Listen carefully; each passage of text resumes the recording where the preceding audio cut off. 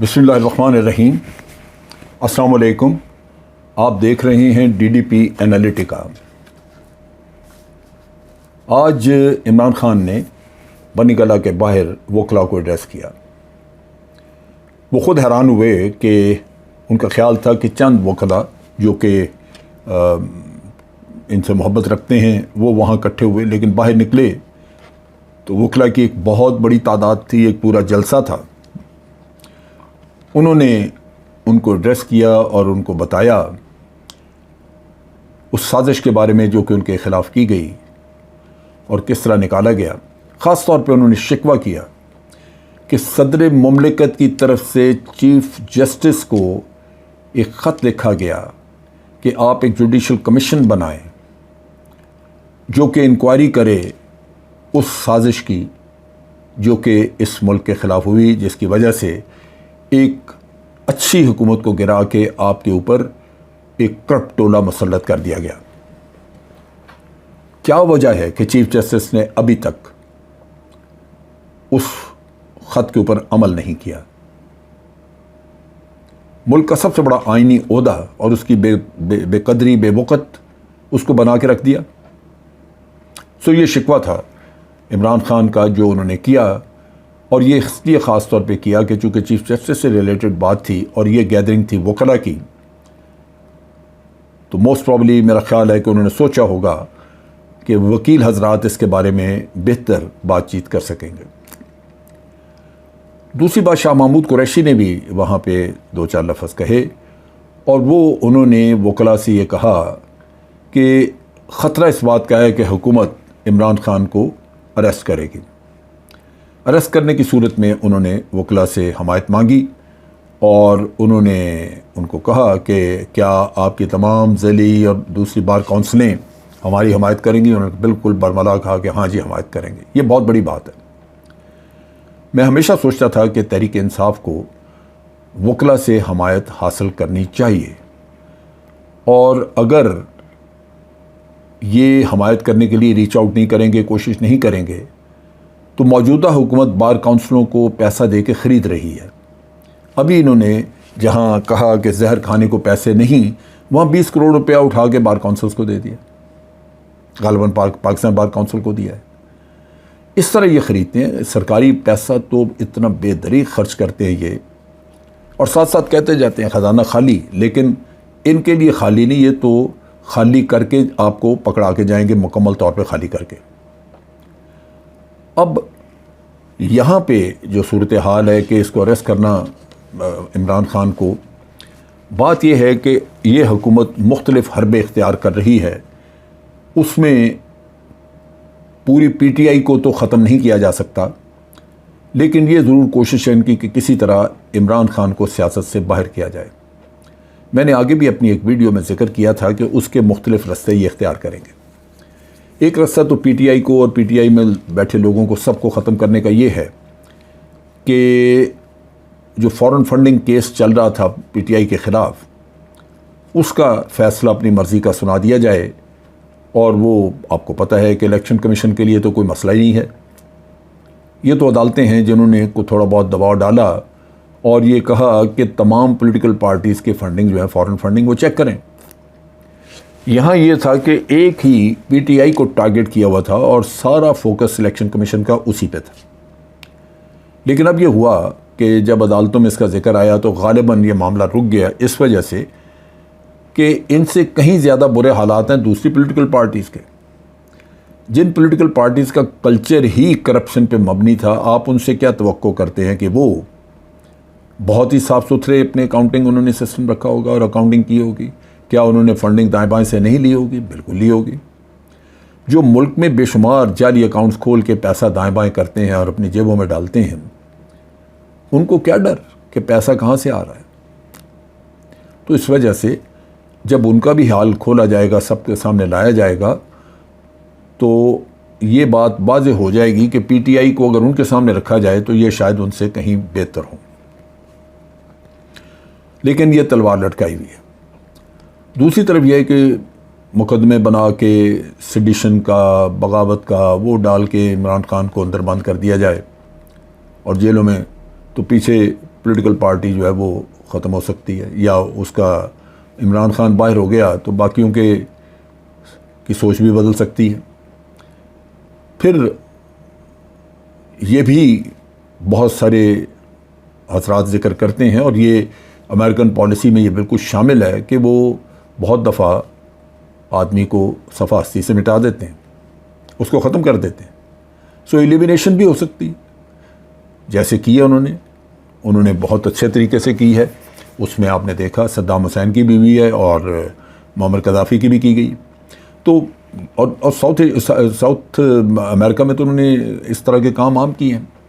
अब इन हालात में एक सिलसिला और है जो नीचे से चल रहा है, वो ये है कि ये जो पीटीआई है, इनके लोगों में ख़रीदो फ़रोख्त। बदकिस्मती ये है कि जब पीटीआई इलेक्शन जीती उस वक़्त जहांगीर तरीन वगैरह इस किस्म के लोग थे जिन्होंने कमज़ोर ईमान के लोगों को पैसे लगा के या लालच दे के ख़रीद के अपने जहाज़ में बिठा के पीटीआई में डाल दिया। पीटीआई इलेक्शन जीत गई और उसके बाद हुकूमत बन गई, लेकिन ये भूखे सियासतदान या भूखे वो जो आप कह लीजिए कि टर्न कोर्ट्स थे, वो मारे मारे फिर रहे थे कि उनके भी पेट में कुछ डाला जाए। कोई वजारत मांग रहा था, कोई अपने लिए रिश्वत खाना चाहता था, उसके लिए कोई ज़रिया मांग रहा था, और जब उनको बाहर से किसी ने पैसे ऑफ़र किए तो पीटीआई को छोड़ के नो कॉन्फिडेंस मोशन में कामयाब बनाने के लिए वो निकल गए।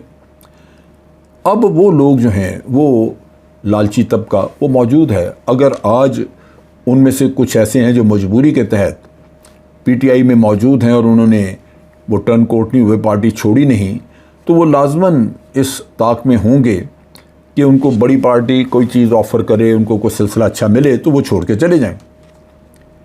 लिहाजा उनको अप्रोच किया जा रहा है, और बदकिस्मती यही रही है कि इमरान खान के अपने सेटअप में बाज़ लोग डबल एजेंट्स हैं जो वफ़ादारी इधर पीटीआई में जताते हैं, जो काम यहाँ करते हैं इनके साथ, और इनकी कोर कमेटी की मीटिंग्स और सब कुछ अटेंड करते हैं, लेकिन वो दूसरी तरफ भी अपना पॉलिटिकल कैरियर जो है वो सेफ़ रखते हैं। चुनाचे उनको कोई आर नहीं होता कि अगर वो इधर की बातें उधर पहुँचा दें। और ये एक सादा आदमी, एक सादा लीडर इमरान खान जैसा आदमी जो साफ़ सुथरा है, उसके लिए ये बहुत बड़ा धचका, लेकिन उसके पास की बात नहीं है। किस किस के ऊपर नज़र रखे, उसके पास कोई इंटेलिजेंस सेटअप तो नहीं है। किस किस की मॉनिटरिंग करे, किस किस की पहरेदारी करे। सो आज भी वो लोग मौजूद हैं, और अगर कहीं खुदा न खास्ता थोड़ा बहुत भी इमरान खान की तहरीक बैठती नज़र आई तो वो पार्टी छोड़ देंगे उनको, क्योंकि यही कहा जा रहा है कि देखो अब इमरान खान का पॉलिटिकल कैरियर ख़त्म हो चुका है। इमरान खान का पॉलिटिकल कैरियर ख़त्म होना मसला नहीं है। जब इमरान खान का पॉलिटिकल कैरियर ख़त्म होगा इस दौर में, आजकल के हालात में, तो पाकिस्तान का मुकद्दर भी साथ ही सोएगा। उसकी वजह यह है कि आपके पास ऑप्शन है नहीं इस वक्त। हो सकता है कल इमरान खान से बहुत बेहतर लीडर्स आपके पास हों, अल्लाह करे, लेकिन आज जो मुतबादिल निज़ाम जिसमें आप राना सनाउल्लाह को देखते हैं, हर तरह का गैर कानूनी काम करने के लिए वो तैयार है, और बाकी के हजरात मस्त हैं। पीपल पार्टी उसके लोग सैर तफरी पे लगे हुए हैं। वो जितने वज़रा हैं वो दाएं बाएं निकले, उनको चेहरे नहीं को देखता, उनको पता ही नहीं हो, सवाए कायरा साहब के बाकी सब बाहर हैं कहीं। वो आपको कभी कहीं फिरते नज़र आएंगे, कभी कहीं नज़र, यहाँ वो 2-4 दिन की छुट्टी पे आ जाते हैं पाकिस्तान, और उसके बाद फिर कहीं और। तो देखने की बात यह है कि ये लगा हुआ जुमा बाज़ार, इसमें ये सेटअप के जो लोग हैं वो सारे बड़े मज़े में हैं, बड़े खुश हैं। उनको अगर तकलीफ़ है तो सिर्फ एक चेहरे से, और वो है इमरान खान। अभी आप देखेंगे हज पे जाना है, हज अभी होगा, हज का सीज़न।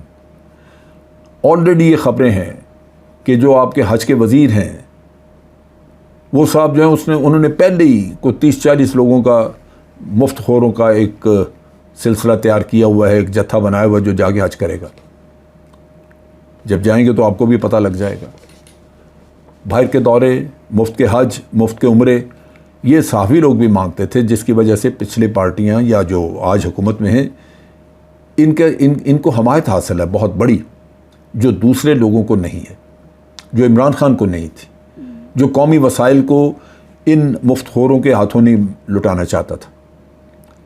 सो अब उनको लालचें दी जा रही हैं कि आप जहन में रखें इमरान खान का कोई फ्यूचर नहीं और आप तैयार रहें, आपको बताएंगे आप ज्वाइन कर दें फलां पार्टी, या आपको इमरान खान को माइनस करा के तो आपको यहाँ पे दे दिया जाएगा इख्तियार, मुख्तलिफ़ किस्म की ऑप्शंस।